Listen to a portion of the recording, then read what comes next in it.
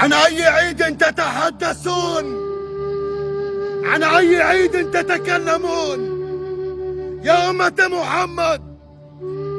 أي عيد تتكلمون وأطفالنا تذبح ونسائنا تقتل وشيوخنا تقتل وشبابنا يقتلون؟